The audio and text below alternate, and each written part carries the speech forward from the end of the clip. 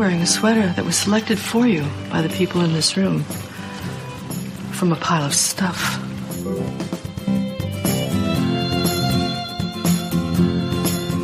Give me a full ballerina skirt and a hint of saloon, and I'm on board.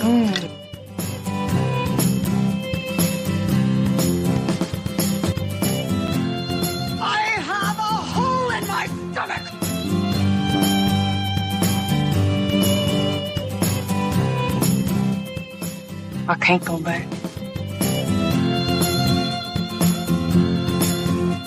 Welcome to the She Became Visible podcast. I'm your host, Renee Steelman. This podcast is my story. It's your story. It's our story. It's all the stories of all the women who one day knew that it was time to remember who they were, who they are, and stand up and be seen.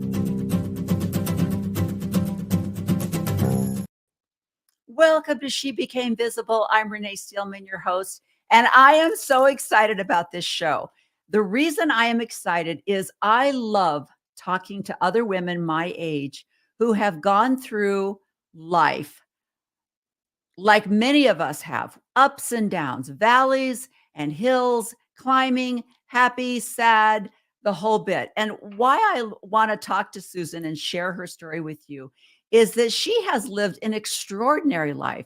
Now, does that mean that her life has been a piece of cake? No, it hasn't. It's been real. And I'm going to let Susan tell you about it. So let me do a little bit of introduction for you. This is Susan Guidi, and we're going to talk about that fabulous last name. She has been the owner of Advanced Ultrasound for more than 25 years. She is a pioneer in diagnostic ultrasound technology, and I'm really excited to talk to her about that. She trained at Johns Hopkins Hospital and taught her first courses in ultrasound in Chile. She then received her master's degree in Paris. I mean, just lazy. I'm really here to motivate Susan to do more with her life. I mean, come on. Jeez Louise. She is the mother of 3 and grandmother of 7, which I love. And here's the thing that I really love about her. She's a part-time stand-up comic. I mean, come on. But I don't want to talk anymore. I'm going to bring Susan on and let her finish telling her backstory, and then we're going to share her current story and what she's doing with her life. So let's get rid of this. And Susan. Hello. Hey. Thank you for having me. I'm so excited. I am so excited as well. And one of the things, I've heard you on some other podcasts. And when I first heard you introduced, the first thing that came to my mind was Jersey Boys. Have you seen Jersey Boys? I have seen Jersey Boys. Okay. Remember the part where Frankie Valli is talking to his soon-to-be wife, and he's telling her that he's gonna change his name, and she's like, no. You have to have a vowel at the end of the name. I mean, pizza, Guidi. You have to have a, Pelicano. There has to be a vowel at the end of your name. It's like, oh, okay, I didn't know that, So tell me about your last name. Where do you come from, and where does that beautiful name come from? So that is my married name. I never changed it. I actually come from Tampa, Florida. I grew up in Florida, which is unusual in Tampa. I am half Cuban and half American. My mother was from Santiago, Cuba. She came before Castro. My father was as gringo as they could come. Blonde hair, blue eyes, from upstate New York. Oh my God. He was the yin to her yang. And I married a physician from Chile when I was pioneering ultrasound in Chile. I often joke that I had to go 3,000 miles to, have my first date in those days, because I went from high school to nuclear medicine school and then to Johns Hopkins. And I was a good Catholic girl, mea culpa, mea culpa. And I'm of the age that women in my community that were very Catholic and Cuban didn't have sex before they got married. You married the man that you were going to obviously sleep with. So I'm not so sure I would do that again if I had a choice. But that was my journey. And he was a physician in the classes that I was teaching in Chile. I went for the first time in 1980. And that is his last name, Guidi. Guidi, I love it. So what was your blonde father's last name? What was your maiden name? Mobley. Yeah, I know. What So I mean, you it's had just to go from a Cuban mother and then a very non-Cuban husband with a non-Cuban maiden name, and then back and then back. to a nice, fabulous Latin name. Which is more French because his family were first generation French. They had come after World War II. So in fact, my ex-husband, his name was Claude, and he has a very thick French accent. In fact, so bad, funny story. This is where I think a lot of the humor comes from. Yeah. When I got married, my father was a big prankster. And in the reception line, he told everyone that my former husband's name was Clyde. It wasn't Clyde, it was Claude. But no one could ever pronounce it. And the way Claude said it, he would always say Claude. So people would come up and say, "Oh, nice to meet you, Clyde." And he'd go, "No, it's Claude." And they go, "What?" And he'd go, "It's Claude." And then he'd say it more French. And they'd go, "What?" And I'd go, "It's Claude." And then they'd like keep on. So lots of jokes from the get-go. I love it. I love it. I always say, the only time Starbucks ever got my name right was when we were in Paris. They'd say, "What's your name?" And I'd say Renee, and they would spell it correctly on the cup. And so, oh my gosh, that's hilarious. And I would love. Are you still doing your one-woman show? I just did it in November of last year. Actually, it was the beginning of December. So December 2023. I did it because a dear friend of mine, Christina Nuzzo, who I just adore, who I met through Instagram, had said to me on a trip to New Jersey that I had taken, she goes, "We have this small club." And I was just throwing it out there. I said, "Oh, I have this show that I want to do." And she goes, "It's the perfect location." And in 6 months, we did it. And then you probably have followed some of my bodybuilding journey. Yeah. I have to have a hip replacement in October. Oh. I know. So it sort of put the next show on hold. Yeah. Just because I really had to navigate sort of, the mind, FUCK, of all of a sudden being at the top of your game, right? Yeah. Physically, athletically, to sort of having to contemplate something that we often associate with an older person's problem, right? So the last couple of months have been just trying to find a surgeon. What am I going to do? So it's not done, but ideally the next show I'll do will be home here in Tampa. Do you hear what she just said? She just said, "I'm going to have a hip replacement, and then I'm going to do this show, and then I'm probably going to get." Do you hear that? That's what I'm talking about. It's that. Oh yeah, well, there's just another little stop sign in my life. But Totally. Stop me completely. It's just a pause, and it's going to happen. And I'm going to have to rethink, and I'm going to have to re-navigate how to do this. And that's what I love. And I love you and I have, like I said, we're the same demographic. You grew up Catholic. I grew up Mormon. And I always say, whenever I would take all my kids, I would get two responses. One of them would be, "Are those all yours?" And I'm like, "Do you think I gathered the children in the neighborhood to take shopping?" It's like, "Yes, they're all mine." And then they'd say, "Oh, are you Mormon or Catholic?" And and so I'd say Mormon. And, but you grew up with that same religious training. You didn't have sex before marriage, and, the whole bit. You had sex when you got married, which was interesting. And then, like you say, you date. I don't know how long you dated your husband, but, my husband and I dated for, let's see, July, August, September. And then he went away for 2 years. I went away for 2 years. We wrote back and forth, and we got married 3 weeks after he came back. And that's just what you did. That's just what you did. Oh, it did. I met him in Chile. So I was teaching one of the first courses ever in South America in ultrasound. And I met him. And then as soon as I taught the course, they were so impressed. They wanted me to come back and stay to train people to do what I was doing. And we, in the meantime, sort of had this romance via cassette tapes because I Yes. don't know if you remember, girl, to make a long distance phone call from someplace like Santiago, Chile, Oh, or yeah. from France, it was half your rent. Oh, yeah. So we would record, Yes. cassettes, Yes. and that's how we kind of kept in touch. The other thing that my former husband had always had a dream, he was already an established radiologist. So he had always had a dream of coming to practice outside of his country because Chile in those days would give them money to learn abroad and then bring the technology back to their country. Yes. And so it was pretty lucrative of a deal if you could get a fellowship. And coming to the States in those days, there were no computers. So to be able to take the tests of English as a foreign language and the medical exam, you had to wait a year, and his time had passed. So that's what he had thought, that he would come to the States, but that didn't happen. And then he got accepted to a place in Paris.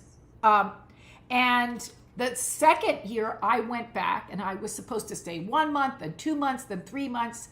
And somewhere around the 4th month, he was sort of hinting that he wanted to marry me. And I remember asking my Cuban mother, what should I do? Because I wasn't sure. I had given up everything. I had this beautiful position at Johns Hopkins. And, my mother was like, this is how she talks. This is why I do comedy. Yeah.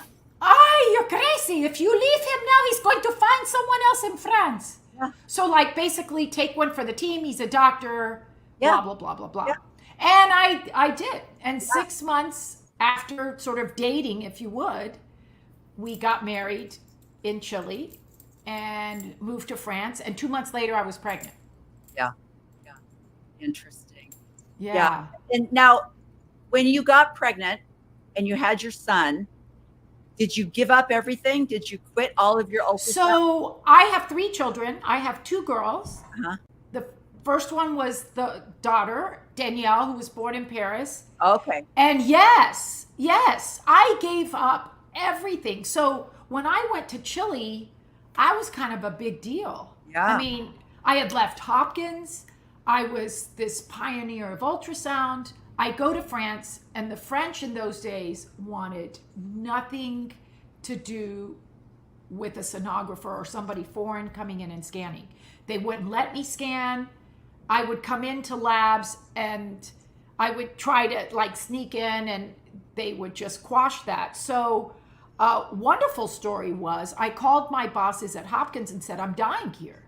Because in those days, my former husband would be gone for 12 to 14 hours during the day in medicine. We had no phones, no computers. So I called my bosses at Hopkins and said, what can I do here? And they said, we're going to introduce you to a professor who's at the University of Pierre and Marie Curie. Go meet him and see if there's something that the two of you can collaborate on. He loved me. Monsieur Panigel. He was a polyglot. He spoke 17 languages. He was like a weeble wobble. He was big and just like you would picture this man. He wore the same black outfit all week long with a little bit of dandruff, but he was brilliant. He didn't speak English. Well, yes, he did speak English. What am I saying? Because he spoke a million languages. Yeah. He loved me. Yeah. And he said, Madame Guidi, you're going to enroll in the university and you're going to get your master's degree. And we did this one-of-a-kind research study on the placenta. He was an expert on studying baboon placentas with pygmies in Africa. So in Paris, I thought, that's really cool. But in Paris, they wouldn't give me any placentas to scan. So I had to fly back to the States, do all the research while I was pregnant, and then fly back and finish my thesis 5 days before I gave birth. I was literally like this in front of the, judges. Yeah. And I had to do it all in French. Oh my gosh. No. So you have to learn another language. I had to take part-time classes at the Alliance Française. And then I had to write the thesis in French. And remember, there was no computers. So the way we wrote the thesis was he would sit next to me and he said, I'm not going to write it for you. I'm going to dictate your work. So I wrote it in English. Right. He dictated in French. And then I had to go home and, translate it back into French. It was amazing. That should not be a master's. That should be a doctorate. I mean, that's insane. I think everybody that went to school, went to college before, the computers and to be able to paste and copy and everything had to be done with carbon paper and everything else should get automatic doctorates for you doing 50 times. Now they have AI, So. I know. And yeah, exactly. Imagine. But so it was a real labor of love. This man adored me. The only bad little mark because I got it with honors, the only bad, which I think they felt sorry for me because I was pregnant, but the only bad thing that I got, they were like, you didn't use enough European references, but European references in those days were all in the native language. So I couldn't read German or anything else. But I love that story because it also was part of the beginning of people telling me you can't do this. Yeah. And my former husband, as we were crossing the university campus, I said, I'm going to get my master's. He said, you're not going to be able to do this. And I remember thinking in my head, and everything I had done was watch me. Yeah. That was good that you told me that because not only will I get it, I'll do it with flying colors. And it was wonderful. So you have this baby 5 days after you get this honor. And then did you think to yourself, okay, I'm just gonna play mom now? Or did you? No, I had a hard time with that because I think I started so young academically that I always wanted to be a physician. And it was because of financial issues. My parents, when I went to college, I was enrolled in pre-med, and it was the summer of 1975. Well, if you were in the States in those days, we had a huge economic crisis, the gas lines and everything, and my parents both lost their jobs. So they couldn't pay for me to go to the big university. So the next choice was a local community college, which had a very unique program called nuclear medicine. And I paid for my own college because I could afford. I took 2 jobs and I could pay for community college. Ultrasound really didn't exist in those days. There was no ultrasound school. There was nothing. I sort of fell into that by chance. The department that I ended up working with, they had a big heiress that donated money to the department, and they donated this ultrasound machine. And my chief was like, do you want to play with that machine? It fell under and I was like, yeah, I'll do it. Yeah. And I started scanning and I loved it. And ultrasound, for a lot of people, they don't realize that when I started, ultrasound had to be painted. You had to create an image. It wasn't real time where you saw a heart beating. Right. You literally had to draw this complex picture. And so I would take it to the doctor, the images, and they would say, that's worthless. Go back downstairs. Wow. That's worthless. So again, another story of you can't do that. Yeah. Tell the story because when I was listening to your story, it hit me so hard, and I'll tell you why. When you said you had this ultrasound, you had this talent, you had this new medical miracle, and the doctors were going, "Oh, that's cute, honey.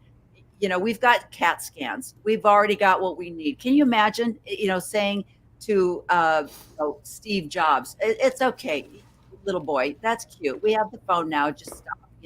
But no. So they're saying that to you. 6 months of doing it. Yeah. 6 months. I'd take the images to them. They'd send me back downstairs. All the while, I was keeping, remember notebooks that you could put, it was like a plastic sleeve and you could put slides and stuff.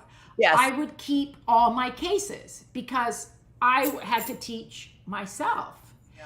And there was no real HIPAA or anything in those days. So for OB, I knew it would be good for pregnant women because they had fluid, so it was a great medium for that. So I would call obstetricians and say, hey, I have this machine where I think I could see your patient's babies. And women would walk in, I would scan them, send them home, take them downstairs. They would say it's worthless. 6 months into doing this, there was an elderly gentleman that came in.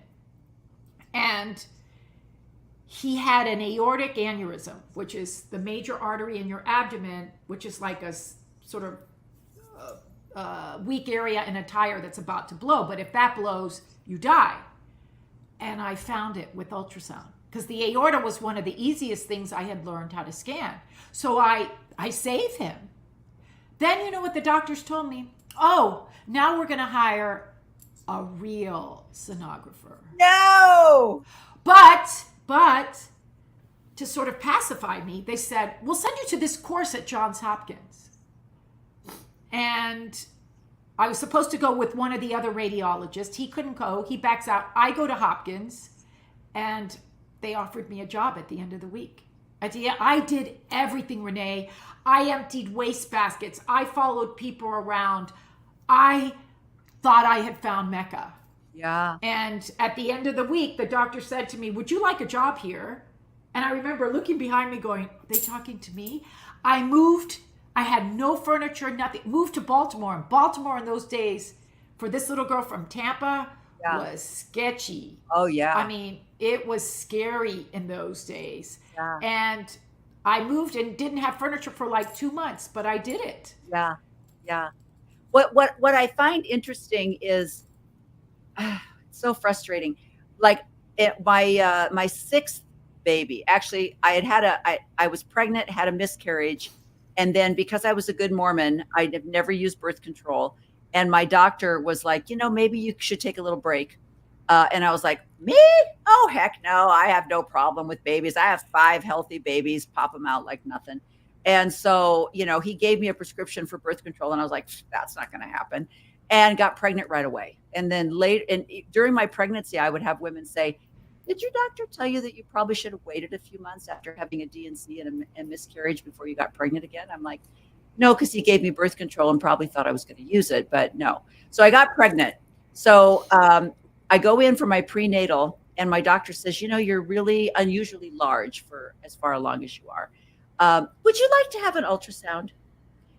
He's asking me. And of course, I'm this good little girl, and I'm like, I don't know, whatever, because I'm thinking, you're the doctor, you tell me. And so he's like, we'll just keep an eye on you. So this is in 1985.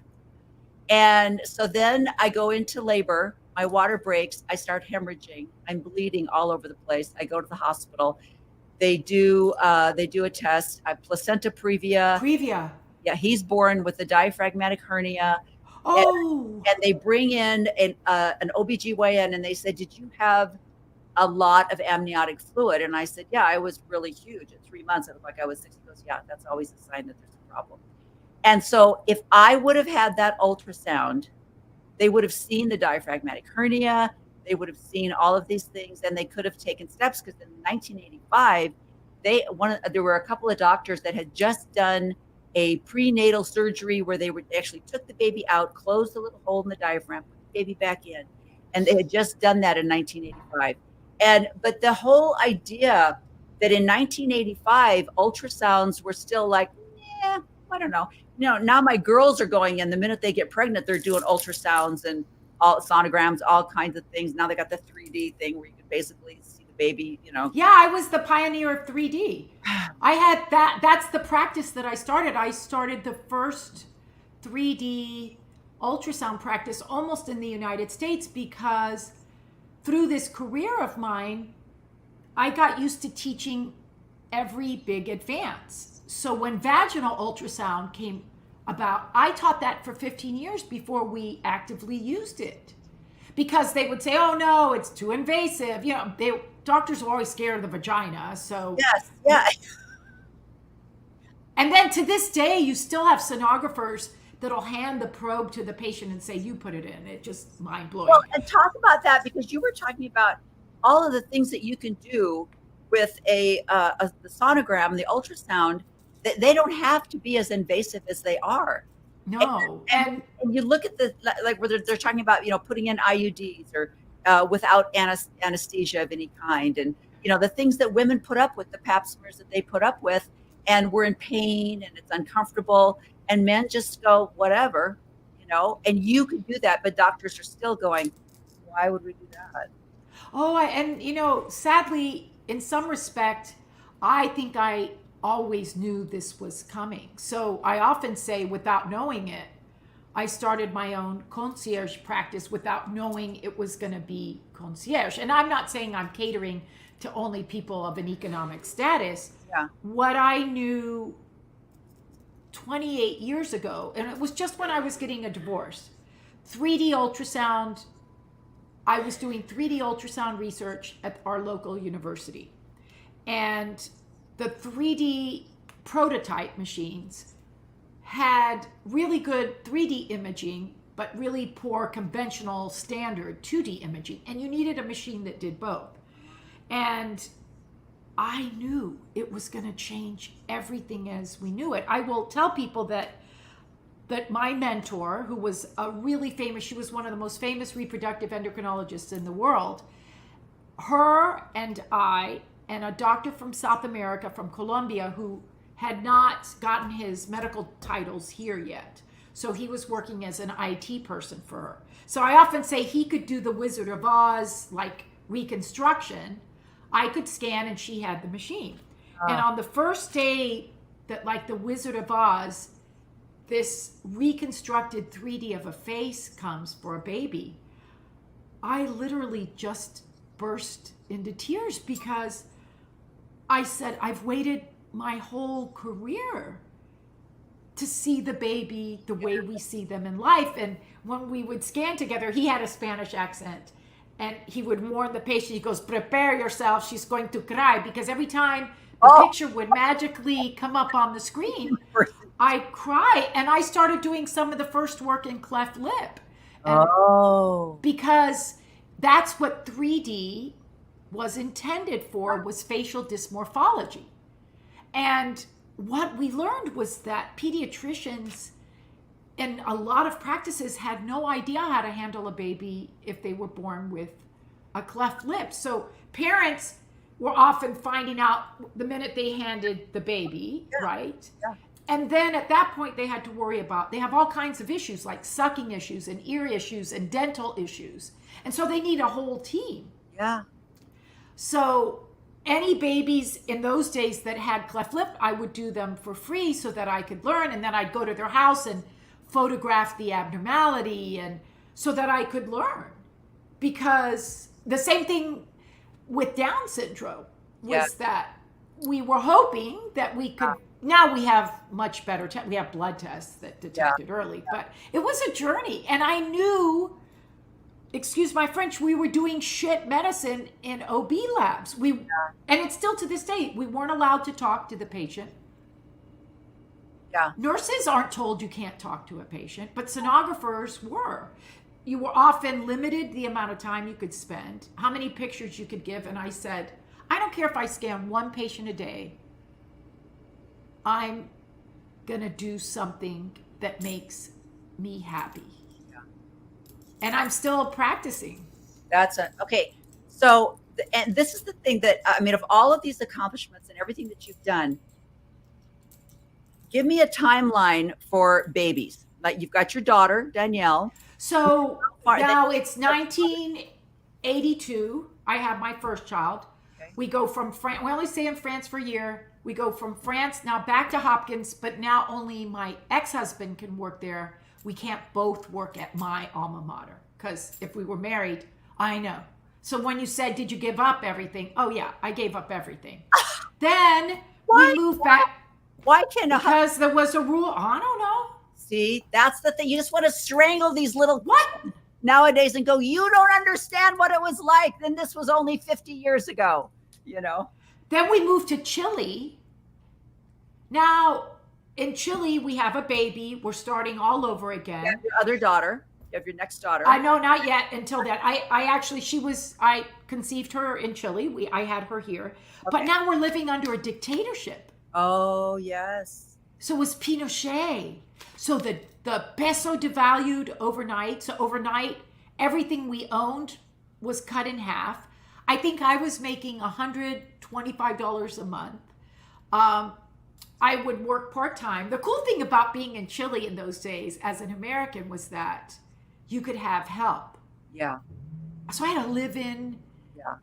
I hated to call her a maid. Yeah. She was just like my Yeah. sister. My daughter lived in Beijing for a while, and she had an IE. Oh, And she, this woman had children that lived out in the country many miles yeah. away, but she came in every single day, cooked, cleaned, helped take care of it. And she couldn't understand why my daughter was walking around behind her helping her.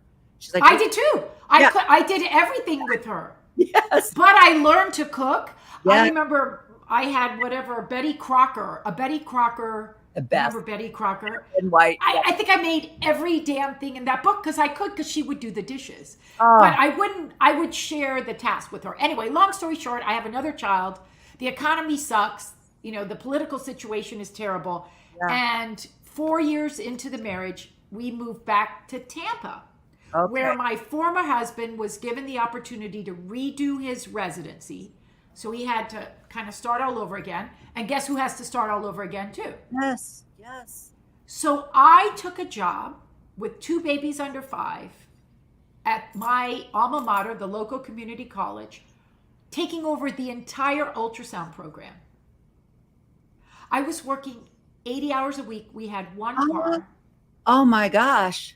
2 kids in daycare. Yeah. It was brutal. Yeah. And within about a year, If you say 2 kids in daycare, that means you are getting diaper bags, baths, clothing, food, packed. I would cry at the end of the day because they'd be the last babies to be picked up, because I'd have to pick up my babies, so it was tough. And Yeah. within a year and a half, my former husband, this who I thought I had married Prince Charming because he could cook better than me, clean, has an affair, and it's not with a woman, it's with a man. Oh, okay. Yeah. And it's in the peak of AIDS. Oh, So you can't tell anybody. yeah. Yeah, Oh, it's 1985. your kids would have been banished even. Yeah, that was a horrible time. Yeah. He's a doctor. I can't. Oh, and, yeah. and I often say the nuns didn't give me that chapter No. in the adulting manual that said, what if your husband has an affair Yeah. and it's with a man? I didn't know anybody. I hardly knew anyone who was gay. That's how, No. I guess, Yeah. sheltered. In the 80s, that's the thing that's so interesting in today's world, is that people say, oh, if we could only go back to the 50s, like, you think that there were no gay people or there were no depressed women who were drinking from the minute they woke up because they were so depressed. You think all those things because everyone put on a happy face. Everybody just followed these. I was the good girl. God. Yeah. And he was following, I'll get married. I can do this. I don't want anybody to find out that, I'm. You know what I used to think, Renee? On some days when it was so tough, I used to say, okay, this is, sort of the cross I have to bear. Yeah. And I have these 2 babies that didn't ask for any of this. Yeah. I literally would think this is what it's like to be a nun. I can live this celibate life. Yeah. And keep his secret. And the beginning of knowing that I sort of had to keep my mouth shut was that my mother's super tough, and we had a really tumultuous relationship. Yeah. And one day I was like at my wit's end, and I made the mistake. I thought, well, you know what? I'm going to do a share. I'm going to tell her that I think we're having problems. I didn't tell her what. Right. I just said, Mama, I think, things aren't. This is literally what she said to me. You know what your problem is? And that's how she talks. Yeah. Do you know what your problem is? Yeah. It's because you don't cook or clean enough. Yeah. I went, oh, I'm thinking in my head, that'll make a man gay. Yeah. You don't do the laundry? Poof. That's he's it. gay. Yeah. Right? I So thought- Jeez. I knew I had to stay, and I stayed married for 20 years. No way. And Yeah. did you guys have like an understanding? Like, okay, Nope. had an affair. Nope. We're just not going to talk about this. Was it just He don't ask, don't tell? was a brilliant, like Einstein IQ. Yeah. but he was also a pathologic liar. Yeah. Well, yeah. So I think part of me, when he said he wasn't doing X, Y, and Z, just said, okay, for survival's sake, Yes. this is the story I'm going to believe. Yeah. And then, so there's a 9-year difference. So I have 2 girls and then my son, 9 years between them. I often say it was like an immaculate conception, but I often say that it was like the universe or God or whoever it is that you believe in said, you're going to have a tough road ahead of you. This baby boy is a gift. And somehow, Renee, I knew, and it almost like still makes me cry. I knew, I didn't know why, Yeah. but I just knew he was going to save me. Yeah. And save me is a strong word. Yeah. I just knew there was a reason, and he was a gift. And you know, from the minute that baby boy was born, it really was like he was just love in the form of this child that I could use to fill in those voids. Now, by then my ex-husband had been arrested. And in those days when you get as a doctor in town, look, it was just a slap on the hand. They could get away with it because we had no computers still. So if you got arrested, they could hide everything. I didn't even know he had gotten arrested until 2 months later. Oh my And God. we got a bill from the psychiatrist.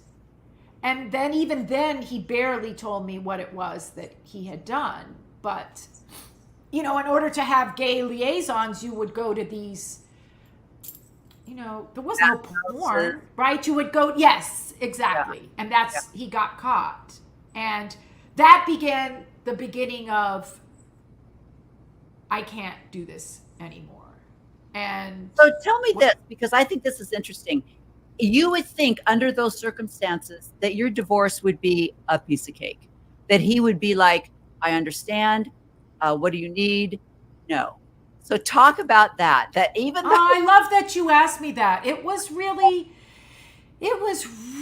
tough. And I often say I kept quiet for so long. You know, people don't talk about the other side of the closet, right? Yeah. He was in the closet, but you don't talk about the other person that was in the second closet, locked without a voice, without validation. So I prepared for 3 years psychologically because I knew as a doctor's wife that my whole life was going to change. Yeah. And I knew financially everything that I needed to prepare. Just like a bodybuilding competition, I was in prep psychologically. Right. Some of the first attorneys I would see would say, oh, darling, why would you get divorced, darling? You have a beautiful house. Yeah. You have everything. Why don't you have an affair, darling? Yeah. Yeah. I remember I was at a macaroni grill when I met with a female attorney. And you know how macaroni grill you could write with a crayon on the paper? Yeah. She didn't know it. And as she said, oh, darling, have an affair, darling. I know lots of people that stay in, you know. Yeah. And I'm literally writing with the crayon, fuck you, you know, like, because Yeah. But that's I was like, this can't be real. yeah, that was the mentality. Just keep up the facade. You have everything. You have money. You have money. What else could you let him have his affairs? You know, you do. Suck it up, Buttercup. Buy a Louis Vuitton purse and you'll be okay. Exactly. You know, get yourself and I had never had an affair. I dreamed, I fantasized a lot, but I didn't. Yeah. And so when I finally made that, I took a lot of money. I had saved everything because we were quite wealthy. So I had saved a big chunk. And one attorney said, the day you do this, take a certain amount, take 2 years of your income and put it in a separate bank account, because the minute you start this, he's going to go bananas and you won't get any money. And my kids were in private Catholic school, blah, blah, blah, right? Was the best thing I ever did, but it started World War III. And he became just unrecognizable. He stalked me. He lost his mind. It was almost as if he wasn't losing me, he was losing a possession. Yeah. It was like I was his. We had this perfect life. He could have his cake and eat it too. And when I said no mas, Yeah. he lost his mind. So then I thought, oh, now the world, they're going to see Yes. what I've been through. Strong woman. Yeah. I would hear things like, "I poor him. Can you imagine being gay and having to have been stuck all this time?" So I said he got the gay card and he got the doctor card. And that was the beginning of starting my own business doing stand-up, because stand-up for me was the only place where I felt safe to say, does anybody else think this is effed up? Yeah. Because this is some effed up stuff. And then he sued me, Renee, every 2 years. Sued you because he didn't want to pay child support and alimony. He didn't want to pay child support. He didn't want to pay alimony. He didn't want to do any of it. And I think really, honestly, in some perverse way, I think he just always, in a sick way, loved me. You know what I mean? Like, Yeah, he I loved was a good person. He loved me, right? Yeah. But he couldn't ever say that. Right. He could never fess up what he had done was awful. Yeah. So this in some way was a way of kind of just like a bee coming back into, you know. And then finally, at one point I said, I don't want anything else. I don't want your money. Yeah. My son had graduated from high school, and that was, it was beautiful. Yeah. You know, and I often thank him because I would never be this person, ever. Exactly. And tell everybody, because I'm so impressed. Tell everybody what your kids are doing now. So my son, the baby boy that I raised on my own, I give so much gratitude to, because he's a physician and he lived with me during the pandemic. He was in medical school when the pandemic was going on. So that child doesn't have any children. He's in his 4th year of residency, and he's such a gift to he still is. Well, everybody, just as a sidebar, because I almost fell off when I heard this. Tell everybody, as a resident, the number of hours that he's putting in and what he's paid. Oh, isn't it? It wasn't ridiculous. I mean, our medical system is so broken. He must work, probably because he's on nights now, probably easily 70, 80 hours a week. Right. They're paid $13 an hour. That, you know, people think, oh, this person is married, her husband's going through medical school, he's a resident, or, you know, and they think, oh, what a great life. And they don't understand. Yeah, she's got 3 kids. He's getting $13. Like you were saying, he could work at McDonald's and make more money. And people don't, not only are they mentally exhausted, physically exhausted, the sacrifice is unbelievable. And he's a good doctor. So that is the baby. Then moving to my middle child, she has 5 children. Yes. She's amazing. She's extraordinary. She is the best mom. She is a nurse practitioner midwife. Oh. So she and I always shared a love of women's health. Oh. I started teaching sexuality to young women at their high school when she was in high school. No. And she would like teach it to her girlfriends. And now she's sort of the product of that, and she's so good. She's just so good with women and women's health, and an advocate. And then my oldest, the one that was born in France, is in the cosmetic sort of industry. She works for a plastic surgeon. She worked for Nordstrom's for a long time in their cosmetics department. She's brilliant, gorgeous. She has 2 babies. So I'm really, I mean, they are my opus magnum. Yeah. It was, I think, and I don't regret this, because I knew, it's funny, I always knew intuitively about certain things. Yeah. And I remember thinking, the one thing you don't want to sort of short time with was your kids, because you can't make that up. And you can't get a promise that they're going to turn out to be amazing children, but I sacrificed without a regret to be there, to be present, to love them, to make sure that I saw them. Yeah.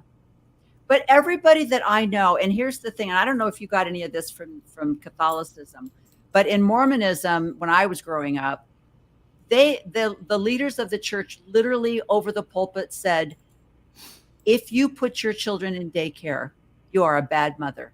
If you work at all outside of the home, you are a horrible mother. And so all of these women, they're having 5 and 6 and 7 kids. They're depressed. They're frustrated because they're talented like you are. But they had no outlet to express their talents or their brilliance or anything like that. So they're depressed. Utah has the highest amount of depression in the nation. And the amount of it's amazing. The amount of plastic surgery is high. You would think that LA would have the highest amount of plastic surgery. Wow. Utah, because there's this perfection idea where you not only have to have 8 babies, but you should look like you've never had one, and you should look like you're 20 for the rest of your life. There's this perfectionist, there's this weird mentality that goes into fundamental religions. And so, but every person that I know that had some kind of a profession and their children were in daycare, those kids have the highest respect for their mother. They have the idea that, oh yeah, I can be me. I can also be a mom. I can also have a family. They learned that. I've never known anyone that said, my mother worked full time, but I knew she was there for me. We had the greatest, experiences, but she taught me that I could be me and I could express who I am. That's what I hear. And it's amazing. But I, from the other side, I hear, I don't know, my mom was depressed. She was never there. She never came out of the bedroom. That's what I hear from women who were told you can't do anything outside the home, or you're bringing your And then your kids, just like at this age, if they're not seen, yeah, what happens to them? Exactly. If someone doesn't see, they can tell a great joke. They have this skill at gymnastics, whatever it is. Yeah. My dad had given me that gift. So I grew up with a dad who was a funeral director, but he should have been a full-time musician. I know. That story alone is, I grew up in a funeral home. Yeah, and exactly. we were in a family harmonica band. My God. And we did. I was the lead harmonica player. I know. And I still play the harmonica. I played it in my one-woman show because nobody believes me that I can play the harmonica. But he gave me this ability, no matter what I would want to do, he would say, well, if not you, who? Yeah. And why not you? So I want you to just take a little minute, because then I want to get into your health journey. Talk about, you're going to Northwestern. I came back. And I just came back. For physicians. I mean, I've never heard of that. But when you said that, I thought exactly what you said is that I remember going through TSA and going and saying to the person that was, scanning my body and stuff, I said, you could have at least bought me dinner before. And they kind of looked at me like, what are you talking about? And because I have one doctor that had a sense of humor. The rest of them are just so freaking left brain that it just is like, that logically doesn't make sense. Why would I do that? And they're like, whatever, doc, never mind, So tell everybody so my stand-up journey, I started doing stand-up as an answer to this craziness of my marriage. Right. And then I realized I went to New York, got a solid 5-minute set, and then it was hard to practice stand-up. If you were a single mom, you'd have to find yourself in the club at 11 o'clock at night. Yeah. And I would tell people stand-up wasn't conducive to an over 50 woman, because you were up against 19-year-olds and their routines were usually, I stooped her here, I stooped her there, I stooped her everywhere, like a Dr. Seuss book. And I would say, there aren't enough holes. We don't have that many holes, right? And it was always the same stupid routine. So I got sort of intellectually frustrated with stand-up, because I was never going to be a famous stand-up. I was using it as a tool. Then I found improv. And for people who don't know what improv is, I would say the most well-known type of improv is that show called Whose Line Is It Anyway?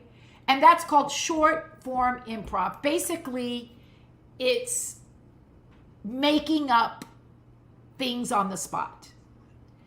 And I've been doing it for almost 15 years. And I tell everyone, I think everyone should do improv. So when my son was in medical school, before he went to medical school, he was on my improv team. And he's brilliant. He did stand up with me. He did improv with me. And he can do accents. He's just brilliant. And when he went to medical school, I said, Jean-Claude, there was like a week where you could do creative things. I said, let's run an improv class and teach the medical students how to do improv. And basically the tenets of improv are saying yes and. They're really common sense. Yes and. Imagine if you yes anded your life. Yes. Instead of saying no, you said yes and there's no failure in improv, and you're present when you do improv. You have to, because to make up stuff, you can't be thinking about cooking a lasagna, right? You have to be listening, and yeah. And I was blown away how well this class went over. Then I started doing motivational speaking a couple of years ago after my weight loss transformation. And last year, I thought, okay, I want to tell people about me, but I want to empower women. And women of our age not only become invisible, they also are invisible and their voices are silent. And I often say it's like their candles got blown out. Right. And I said, if you could hear your story, now I know about you. I'm connected to you on such a level that is so vastly different than if I don't know your story. And I said, we should know everyone's story, Right. but especially women over 50, their stories. They've survived so much. Right. It's so beautiful. So I taught improv in this mode. It was 2 hours. And I got such great feedback. And then at the end, because of these improv exercises, I had 3 volunteers tell 3-minute stories, almost like a short Moth or TED-like kind of. Right. Ad lib, because of the exercises. There wasn't a dry eye. And all these women were over 50, and each of their stories was mind-blowing. So I had been following, you know, Alan Alda, MASH? Yeah. He was the creator of this concept of medical improv. And the idea is to use these games and stories from improv to get doctors to be better communicators, to be better present, to say yes and, to get rid of status, right? Right. And I followed this amazing woman from Northwestern, Katie Watson. She's an attorney, mind-blowing. And I saw the class and I just signed up. And there were 50 of us, predominantly all physicians from all over the country. Oh, 5 days, life-changing. interesting. Life-changing. So we're one of like 200 something that have the only people that have been trained. But I want to use medical improv. If I have a chance to teach doctors, fine. I really want to use it for women over 50. Yes, yes. It's so indoctrinated for women to just be quiet and to keep their problems to themselves and just support their husbands, just be there for their grandkids and don't make a rustle at all. And it's in our demographic specifically. And so even on my show, you know, the last few months, when I started back again in January, I decided, okay, you know, living in when you've left a fundamental religion, you've got, you know, neural pathways that have been dug deep in this religion, and it's hard to just let it go and just go, oh, okay, well, I just won't do that anymore. So I kind of got sucked back into talking about life as an ex-Mormon. And then I kind of woke up and I just said, what am I doing? What am I doing? I got to move on, because I'm like you. It's like I see these women at 70 years old that are still following their husbands, doing what their husbands want to do, literally sitting in a golf cart. We live in a golf community, sitting in a golf cart with their knitting or their book because their husband wants to play golf and he would just love her to be with him. And she doesn't really want to go, but sure, honey, I'll go sit in the golf cart next to you. Or I'll even start playing golf. I don't like golf, but I'll start playing golf so that we can be together, you know. And I just see this and I'm like, holy crap, at what point do you say You go and have a great time playing golf. I don't want to play golf. I don't want to sit with you in your golf cart. And I'm not going. In fact, I'm leaving on Friday and I'm going to Sedona for the weekend by myself. And their husbands are like, what? What? You know, but they've just been, it's just something that we need to make a difference in. You've only got so many years left, girlfriend. If you don't do it now, it's not going to change. And maybe, you know, for some that makes them happy. That's what they've done their whole life. Well, because it's also a crisis of comfort too. I think a lot of women get so comfortable that this idea of being because that's uncomfortable to say I'm going to Sedona. Yeah. But for me, what I found in my weight loss transformation was that before I started, I kept looking for women over 60 who were doing amazing things on Instagram when I started. This was before the pandemic. Yeah. And I could barely. Now it's different. In that short span of time, there's a lot more people like you and Joan McDonald and Dolphinine. What started your weight loss journey? What was it that? Because I mean, here you are. You're into health. You're into the medical field. I bought into being invisible. I bought into the menopause myth. I bought into, well, I guess this is just all there is. You know, I would feel sorry. I got comfortable. I would come home and I would say I would do intermittent fasting and then eat within that window. But I was drinking wine and I didn't have an alcohol problem, but it wasn't serving me at all. And I gained weight. It was just easy, right? I was still in the gym, but I was just fat. I mean, there was no other way around it. And I didn't like myself and I felt invisible. I would play improv with younger people and I'd get endowed with, here's grandma. And I just thought, that's all there is? I have so much to say. I've lived through so much. I'm so funny. I'm amazing. Nobody sees me.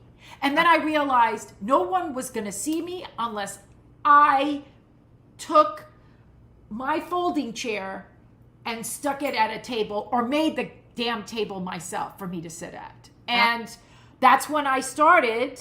I started to look for women over 60 that were doing amazing things. And I found Joan McDonald, Train with Joan. Yeah. And here was this woman who looked like me, who had defied all these, well, in menopause, you won't gain any muscle. Yeah. You won't be able to lose the weight. You'll always be fat. And she had done it naturally. And then I thought, if she can do it, I can do it. And then I joined their Wonder Woman program. I didn't get in on the first 2 tries. I got rejected the first 2 tries. Oh, no. It took a while. But I was like, you told me no, I'll be back. And then by then the pandemic had started. And I realized the next year my son was going to graduate from medical school. And here was finally the end of an era for me, right? And I thought, when he crosses that damn stage, I want him to be as proud of me as I am of him. Yeah. And then he went to Haiti right before the pandemic started. Oh. And he got stuck in Haiti. Was he going to work there, some residence? He was doing a medical mission trip and he got stuck and I almost lost him. And a light bulb went off and said, that's it. I'm taking life by the balls and I'm doing it. And I never looked back. And then once I did one thing, Did you get a trainer or what set you in the... I didn't. I did all the training myself because it was the pandemic. Oh, that's right. So, I mean, I was part of the Wonder Woman program. So I started doing macronutrition, which really helped. And as you know, you've bodybuilded. 90% of it is diet, right? Yes. Yes, it's very tough. So once I lost the weight, they scheduled a photo shoot. They were like, you have to do a photo shoot. And I thought, I had never done a photo shoot before. Yeah. And I thought, why do I have to do this photo shoot? And they said, because then you become the woman that did the photo shoot. And it was so true. Once I did the photo shoot, I went, okay, what else is possible? And then next was the bodybuilding. What else is? After bodybuilding, I said, I've always wanted to do motivational speaking. Then I did that. Then last year I was like, I've always wanted to do a one-woman show. Oh my gosh. And I wrote it, produced it, did it. And now I'm having a hip replacement. So I don't know if you know, the title of my one-woman show is What If Wonder Woman Were? And I've done it now several times. So I started at 65, 66, 67, because I said, one, I have a really cool history with Wonder Woman. And then I joined the Wonder Women. And I worked for the creator of Wonder Woman for 25 years, the son of the creator of Wonder Woman. I know. Yeah, super cool. So, but I said, we never see them age. No. And so now the title will be, What If Wonder Woman were 67 and needed a hip replacement? Yeah. Which you know she would. Talk to Yes, because she put a lot of stress on those damn femurs. So I think Jane's had every shoulder, knees, hip. I think she's had all kinds of replacement. And here she was, the aerobic queen that she has were watching. I mean, nobody was in better shape than she was, but that's just the reality. And I love that you shared that on Instagram, because my left hip bugs me when I do Bulgarian splits. Oh, my right side, woo, let's do 20. And then I get on my left and it's like, it really hurts. And I'm just like, oh, crap, it's going to happen. I just know it's going to happen. But I mean, and this is the thing, and tell me what you feel about this. I get such a kick now because I follow all these bodybuilders and all these people on Instagram and stuff. And you've got all these 50-year-olds and they're like, look how old I am. I am freaking 50 and look what I'm doing. And I'm like, oh, honey. I wish I could go back to 50. I wish I would have started strength training when I was 50, and because I just think that's so funny. But you're absolutely right. There is, as far as we've come in 2024, the age women who are older are just patted on the head. Oh, isn't that cute? They even start saying, they start calling you. You go through Starbucks and they're like, hi, honey. Oh, sweetheart. I'm like, stop it, or I'm going to punch you in the throat. Do not talk to me. And I get these things like, I'm with an agency in Arizona and in Salt Lake, and I'll get a casting call and they'll say, and I'll read the description, 80-year-old nun. Oh. And I'm like, do I look like an 80-year-old nun? Why aren't you playing a 60-year-old astronaut? See, that's what I say is that's the problem. Renee, it has to be women like us that lead this revolution, right? Right? And it's a revolution. Yeah. And, before Kamala was like running for president, I said, that was the creator of Wonder Woman, who created Wonder Woman in 1942, said in 100 years, women would take over. Yeah. He predicted it. He always believed, and that's why he created a female superhero. When he was asked to create this comic character, he created a woman because he believed that women had superpowers and they were superior. And he predicted. So long before, I was saying, there's a time coming. There's a reason I'm doing this.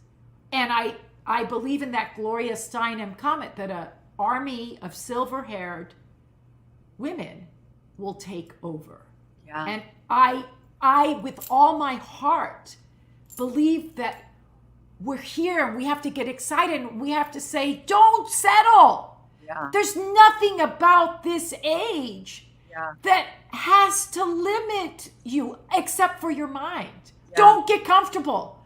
No. Don't get comfortable. This is not the age to get comfortable. We need to see more grandmas being in the Olympics, whatever. But not, and there's nothing wrong with being grandmas. I love my grandkids. Exactly. But it's our job now to, make it uncomfortable for them, because grandma's in a bikini. And that's what is your mother still alive? My mother is still alive. She's still a tough cookie. Okay. I still do, I say the forgiveness prayer, like daily. How did she react to your bodybuilding? Was there any kind of like, what on earth? I mean, here she's this, different. She's always been super critical, so she would always be the first one. Cuban people, in a way, are the first person to tell you you're fat and then you're too skinny. So you can never win. If you're fat, she's like, what size pants are you wearing today?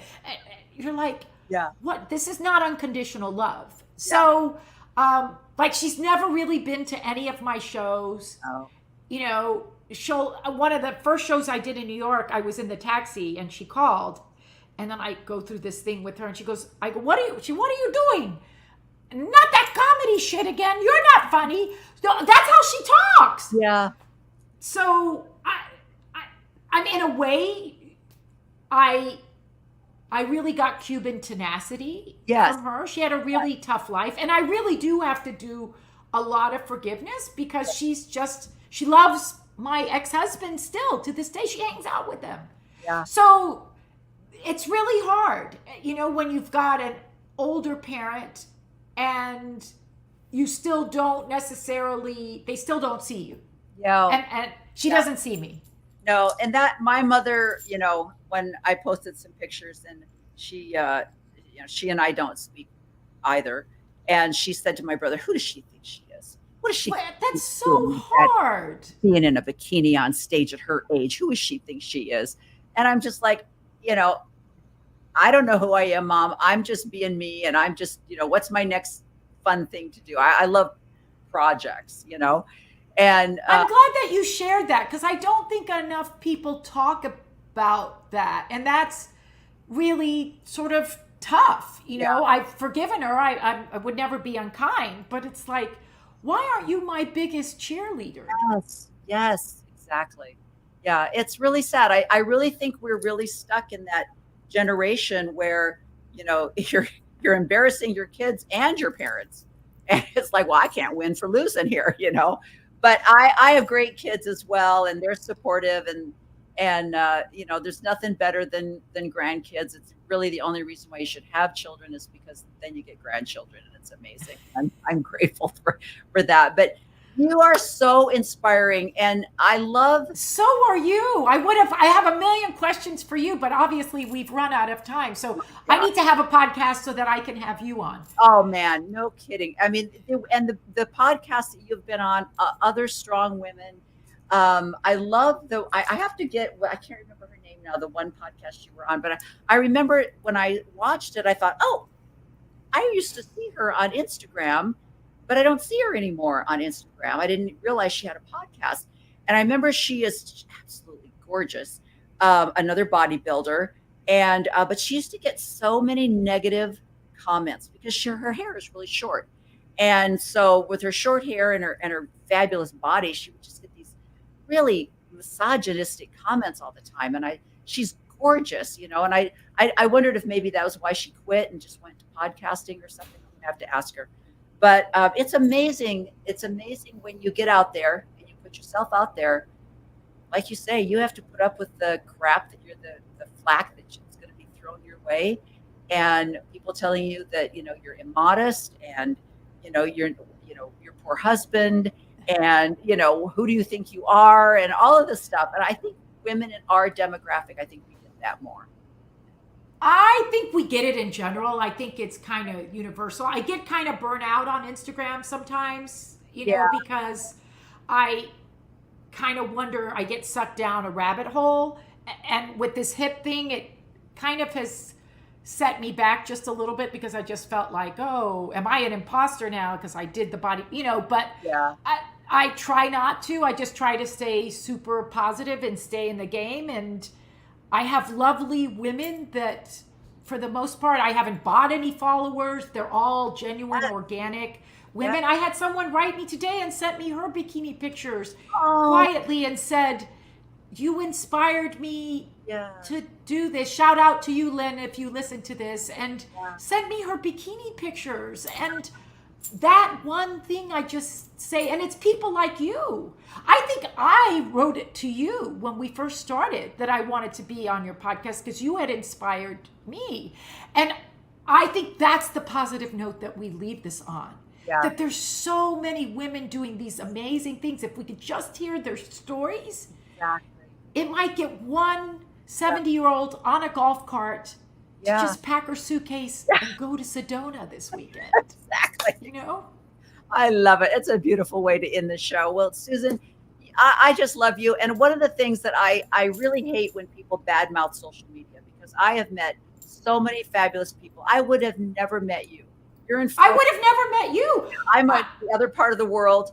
And yet I feel like we could show up tomorrow at a Starbucks somewhere and we would just pick up where we left Yeah, off. I always say we could have a sleepover and we'd never come up for air. I mean, that would just, and how wonderful. It ends with, my vision was, let's not pit women against each other. Yes. Oh, Women are the most powerful, and I have goosebumps when women support yes. women. Yes. It's a revolution. I want to go with you to Tulum. Next time you decide to go to Tulum, I want to go with you. My husband and I just took a trip to Mexico. We were in the Yucatan. And nice. On the bus, and we're driving through, and I see this sign that says Tulum, and I'm like, turn right, turn right. I want to go so badly. Then I got food poisoning, and I was like, I don't think I want to go. Oh, yeah. Last time I did too. It was. Really? Yeah, I don't know if I want to go back to Mexico, but I would No go bueno. with Joan, and I would go with a bunch of old ladies. That would be fabulous. Yeah. Well, you are fabulous, and I'm not putting old because there is nothing old about you, my love. So thank you so much. Thank you. What an honor. Yes, and we will meet. There will come a time. I'm meeting a bunch of Silver Sisters in Colorado the 1st of September. They're a gathering of a bunch of women that have let their hair go gray, and again said to the world, "F you. I don't care if you think I look old with gray hair. I'm not doing this anymore." And so I'm going to have that in September, and then at some point we're going to meet up. So this is going to be fabulous. I'll pinky swear. Have a great day. Thank you. Bye-bye. Bye. Well, I tried to warn you. I tried to tell you that she was fabulous. You've got to get on her Instagram. Let me put it back up again. It's at Kiki Mouse Gets Fit on Instagram.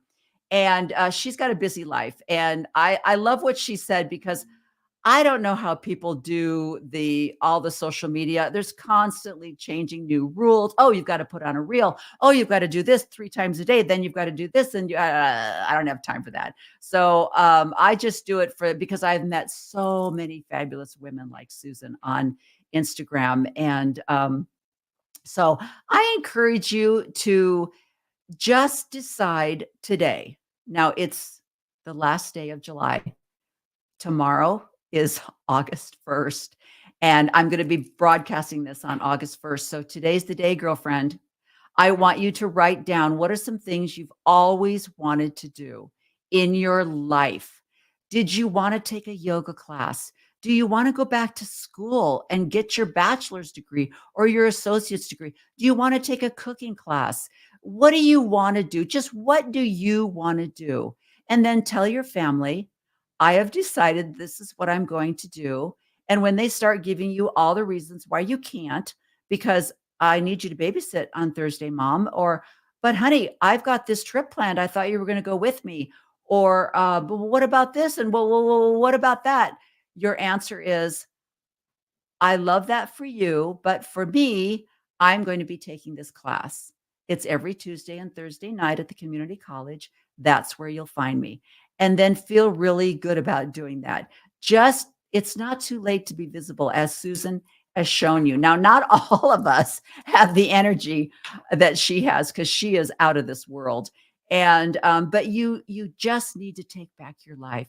Take back your life. It doesn't mean that you're not a caring person. It doesn't mean that you're not serving your family or your community, because you can do that as well. But you can also serve yourself.